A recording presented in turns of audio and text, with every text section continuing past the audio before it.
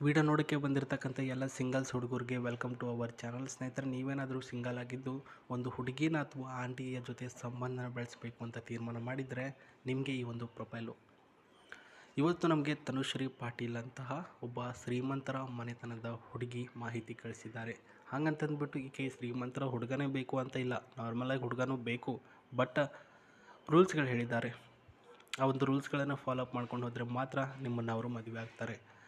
Rules number 1, ಇವರು ಪ್ರಸ್ತುತ ಒಬ್ಬ ಕಟ್ಟಡ ಗುತ್ತಿಗೆದಾರರ ಕೆಲಸ ಮಾಡ್ಕೊಂಡು ಹೋಗ್ತಕ್ಕಂಥ ತಂದೆಯವರ ಮಗಳು. ಅಂದರೆ ಮೇಸ್ತ್ರಿ, ಒಂದು ಮನೆ ಹಿಡಿದ್ಬಿಟ್ಟು ಅದನ್ನು ಮ್ಯಾನುಫ್ಯಾಕ್ಚರಿಂಗ್ ಮಾಡಿ ನಂತರ ಮನೆ ಕಟ್ಟಿಸಿ ಕೊಡ್ತಾರಲ್ವ, ಆ ರೀತಿ ಗುತ್ತಿಗೆದಾರ ಕೆಲಸ. ಇವರ ತಾಯಿಯವರು ಮನೆಯಲ್ಲಿ ಹೊಲಿಗೆ ಕೆಲಸ, ತಮ್ಮನವರು ಸಹ ಒಂದು ಕೆಲಸ ಮಾಡ್ಕೊಂಡು ಹೋಗ್ತಾ ಇದ್ದಾನೆ. ಅಷ್ಟಕ್ಕೂ ಈಕೆ ವಾಸವಾಗಿರೋದು ಬೀದರ್ ಜಿಲ್ಲೆಯ ಹುಮನಾಬಾದ್ ಹತ್ರ ಒಂದು ದೊಡ್ಡ ಬಸವನಹಳ್ಳಿಯಲ್ಲಿ ವಾಸವಾಗಿರ್ತಕ್ಕಂಥ ಮಹಿಳೆ. ಈಕೆ ಎತ್ತರ ಬಂದ್ಬಿಟ್ಟು 5.4 ಅಡಿ ಎತ್ತರ, ಗಾಢವಾಗಿರ್ತಕ್ಕಂತಹ ಮೈ ಬಣ್ಣ ಇದೆ. ಸ್ನೇಹಿತರೆ, ಸಿಂಹರಾಶಿ ನಕ್ಷತ್ರ, ಮಘ ನಕ್ಷತ್ರ. ಸದ್ಯಕ್ಕೆ ಹೊಲಿಗೆ ತರಬೇತಿನಲ್ಲಿ ಕೇಂದ್ರದಲ್ಲಿ ತರಬೇತಿದಾರರಾಗಿ ಈಕೆ ಕಲಿತಾ ಇದ್ದಾಳೆ. ಅಂದರೆ ಮನೆಯಲ್ಲಿ ಕೂತ್ಕೊಂಡೆ ಸ್ವಲ್ಪ ಹೊಲಿಗೆ ಕೆಲಸ ಮಾಡಬೇಕು ಅಂತ ಡಿಸೈಡ್ ಮಾಡಿದ್ದಾಳೆ. ಹುಡುಗಿಯ ಒಂದು ಸ್ವಭಾವ ಬಂದು ಕ್ರಿಯೇಟಿವಿಟಿ ಮೈಂಡೆಡ್ ಮತ್ತು ಸ್ವಲ್ಪ ಬೋಲ್ಡ್ ಆಗಿರ್ತಕ್ಕಂತಹ ಆ್ಯಕ್ಟಿವ್ ಹುಡುಗಿ ತನುಶ್ರೀ. ಈ ಒಂದು ತನುಶ್ರೀ ಅವರಿಗೆ ಹುಡುಗನ ಅವಶ್ಯಕತೆ ಯಾವ ರೀತಿಯಲ್ಲಿದೆ ಅಂತಂದರೆ, ರೂಲ್ಸು ಅಂದರೆ ಈಗ ಶ್ರೀಮಂತರು ಇರ್ತಾರೆ, ಬಟ್ ಕೆಲಸ ಮಾಡೋಕ್ಕಾಗಲ್ಲ, ಏನಾದರೂ ಅದು ಇದು ಇಶ್ಯೂ ಇರುತ್ತೆ. ಸೊ ಅದಕ್ಕೆ ತಕ್ಕ ಹಾಗೆ ಕೆಲವೊಂದಿಷ್ಟು ರೂಲ್ಸ್ಗಳಂತಂದರೆ ಏನಂದರೆ, ನಂಬರ್ 1, ಒಂದೇದು ಇಂಡಿಪೆಂಡೆಂಟ್ ಆಗಿರ್ತಕ್ಕಂಥ ರೆಸ್ಪೆಕ್ಟಿಫುಲ್ ಆಗಿರ್ತಕ್ಕಂಥ ಹುಡುಗ ಆಗಿರ್ಬೇಕು. ಇಂಡಿಪೆಂಡೆಂಟ್ ಅಂದರೆ ಸ್ವತಂತ್ರವಾಗಿರ್ತಕ್ಕಂಥ ಹುಡುಗ. ಈಕೆ ಒಬ್ಬ ಒಳ್ಳೆಯ ಮನೆತನದ ಹುಡುಗಿ ಆಗಿರೋದ್ರಿಂದ ವಾರಕ್ಕೆ ಒಂದ್ಸಲನಾದರೂ ಹೊರಗಡೆ ಸುತ್ತಾಡೋಕ್ಕೆ ಅಂತ ಹೋಗೋದು ಕಾಮನ್ನು. ಅದಕ್ಕೋಸ್ಕರ ನೀವು ನಡ್ರಿ ಎಲ್ಲಾದರೂ ಹೊರಗಡೆ ಹೋಗೋಣ ಅಂತ ಕರೆದಾಗ ನೀವು ಮನೆಯಲ್ಲಿ ಕೇಳುವಂಥ ಅವಶ್ಯಕತೆ ಇಲ್ಲ. ನೀವು ಸ್ವತಂತ್ರ ವ್ಯಕ್ತಿ ಆಗಿದ್ದರೆ ನನಗೆ ಕರ್ಕೊಂಡು ಹೋಗ್ತಾನೆ ಇರಬೇಕು, ನೀವು ಇವರ ಪರ್ಮಿಷನ್ ಕೇಳೋ ಹಾಗಿಲ್ಲ ಅಂತಹ ಹುಡುಗ ಆಗಿರಬೇಕು. 1ನೇ ಪಾಯಿಂಟು. ನೀವು ದುಡ್ಡು ಅಂತ ಬೇರೆಯವ್ರ ಹತ್ರ ಕೇಳೋ ಹಾಗಿಲ್ಲ. ನಿಮ್ಮ ಸಂಬಳ, ನೀವು ಮಾಡ್ತಕ್ಕಂತಹ ಕೆಲಸದ ಮೇಲೆ ಡಿಪೆಂಡ್ ಅಪ್ ಆಗಿ ನಾನು ಬರ್ತೇನೆ. ಅದಕ್ಕೆ ಒಂದು ಮಾಡರ್ನ್ ಆಗಿ ನೀವು ನನಗೆ ನಂಬಿಕೆಯಿಂದ ಇದೆಲ್ಲ ಇದೆ ನನಗೆ ಅಂತ ಹೇಳೋದಕ್ಕೆ ನೀವು ಸಿದ್ಧರಾಗಿರಿ ಅಂತ ಹೇಳಿದ್ದಾರೆ.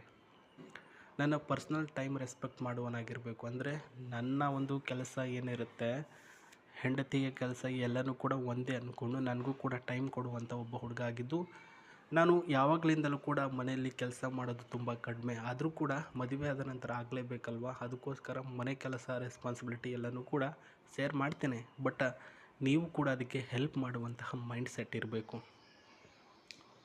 ನೀವು ಸಸ್ಯಾಹಾರಿನೋ ಮಾಂಸಾಹಾರಿನೋ ನನಗದು ಬೇಕಾಗಿಲ್ಲ. ಒಟ್ಟಿನಲ್ಲಿ 2 ರೀತಿಯಲ್ಲೂ ಕೂಡ ನಾನು ನಿಮಗೆ ಅಡುಗೆ ಮಾಡಿ ಕೊಡ್ತೇನೆ. ಬಟ್ ನೀವು ನನಗೆ ಅದ್ಯಾವುದೂ ಕೂಡ ಚೆನ್ನಾಗಿಲ್ಲ, ಹಿಂಗ್ಯಾಕೆ ಮಾಡ್ತಿದ್ದೀಯ ಅಂತ ಅನ್ನೆಸೆಸರಿ ಜಗಳ ತೆಗೆಯೋ ಹಾಗಿಲ್ಲ.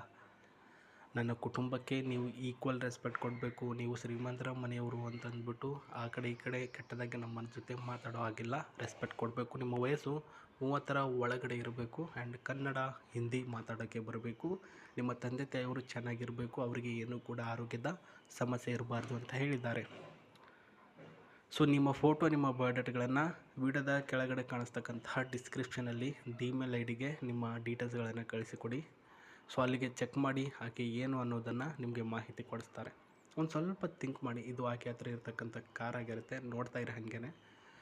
ಸೊ ಒಂದು ಶ್ರೀಮಂತರ ಮನೆಯ ಹುಡುಗಿನ ಒಬ್ಬ ಬಡ ಹುಡುಗ ಮದುವೆ ಆದರೆ ಏನಾದರೂ ಮುಂದೆ ಪ್ರಾಬ್ಲಮ್ ಆಗುತ್ತಾ ಅಂತ ಯೋಚನೆ ಮಾಡ್ಬೋದು. ಖಂಡಿತ ಏನೂ ಆಗಲ್ಲ. ಸೊ ಯಾಕಂದರೆ ನಾವು ಅವ್ರ ಜೊತೆ ಯಾವ ರೀತಿಯಲ್ಲಿ ಬಾಂಡಿಂಗ್ನಲ್ಲಿ ಇರ್ತೀವಿ. ಸೊ ಎಂಥದೇ ಹೆಣ್ಣು ಮಕ್ಕಳಿದ್ರೆ ಆಕೆ ಕಾಮ ಅನ್ನೋದಿದ್ದೇ ಇರುತ್ತೆ. ಓಕೆನಾ?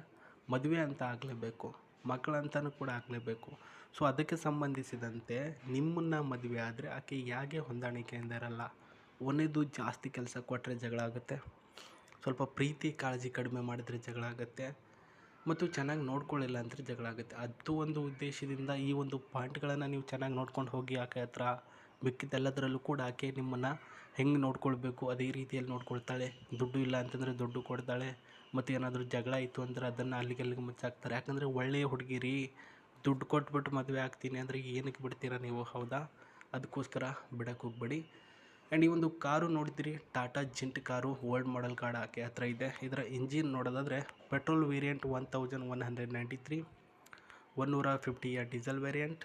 ಮೈಲೇಜಿಂಗ್ ಬಂದರೆ 17ರಿಂದ 27ರ ಮೈಲೇಜಿಂಗ್ ಇದೆ. ಮತ್ತು top model with steering condition ನೋಡ್ತಾ ಇದ್ದೀರಾ, ತುಂಬ ಸಖತ್ತಾಗಿ ಇದೆ ಸ್ನೇಹಿತರೆ. ಅಟ್ರಾಕ್ಷನ್ಮೆಟ್ಲಿ ಒಂದು ಮಾಡರ್ನ್ ಲುಕ್ ಮತ್ತು ವಿತ್ ಸ್ಟೇರಿಂಗ್ ಕಂಫರ್ಟೇಬಲ್ ಆಗಿರ್ತಕ್ಕಂಥ ಕ್ವಾಲಿಟಿ ವಿತ್ ಮ್ಯಾಪ್ ಕಂಡೀಷನ್ ಕೂಡ ಚೆನ್ನಾಗಿದೆ. ಈ ಒಂದು ಕಾರನ್ನು ಅವರು ಖರೀದಿ ಮಾಡಿರ್ತಾರೆ. ಸೊ ಮೊದಲೇ ಅವರ ತಂದೆ ಲಕ್ಷ ಗಟ್ಟಲೆ ಮನೆಗೆ ಕಟ್ಟಿ ಲಾಭದಿಂದ ಇರ್ತಕ್ಕಂಥದ್ದು. ಸುತ್ತಾಡೋಕ್ಕೆ ಅಥವಾ ಲಾಂಗ್ ಡ್ರೈವ್ ಹೋಗೋದಕ್ಕೆ ಒಂದು ಕಾರ್ ಅವ್ರ ಹತ್ರ ಇಲ್ಲ ಅಂತಂದರೆ ಹೇಗೆ, ಕಂಪಲ್ಸರಿ ಇದ್ದೇ ಇರುತ್ತೆ. ನೀವು ಕೂಡ ಅದನ್ನೇ ತೋರಿಸ್ತಾ ಇದ್ದೀನಿ. Steering with comfortable seat design ಮತ್ತು ಕ್ವಾಲಿಟಿ ಅದು ಕೂಡ ಚೆನ್ನಾಗಿದೆ ಸ್ನೇಹಿತರೆ. ನೋಡೋದಕ್ಕೆ ಲುಕ್ಕಲ್ಲಿ ಕೂಡ ಅಷ್ಟೇ ಮಾರ್ಬಲಸ್ ಆಗಿ ಮಾಡರ್ನ್ ಲುಕ್ಕಲ್ಲಿ ಇದೆ. ಇದು ಸಹ ನಿಮಗೆ ಸಿಗುತ್ತೆ, ಪ್ಲಸ್ ಅವರು ಸಹ ಸಿಗ್ತಾರೆ, ಅವ್ರ ಕಡೆಯಿಂದ ದುಡ್ಡು ಸಹ ಸಿಗುತ್ತೆ, ಒಳ್ಳೆಯ ಪ್ರೀತಿ ಕಾಳಜಿ ಸೇಫ್ಟಿ ಕೂಡ ಸಿಗುತ್ತೆ ಅಂತ ಹೇಳ್ತಾ, ಜಿಮೇಲ್ ಐಡಿಗೆ ನಿಮ್ಮ ಮಾಹಿತಿಗಳನ್ನು ಕಳಿಸಿಕೊಡೋದನ್ನು ಮಾತ್ರ ಮರೆಯೋಕ್ಕೆ ಹೋಗಬೇಡಿ ಅಂತ ಹೇಳ್ತಾ, ನಮಸ್ತೆ, ಮತ್ತೆ ಸಿಗ್ತೀನಿ, ಬಾಯ್.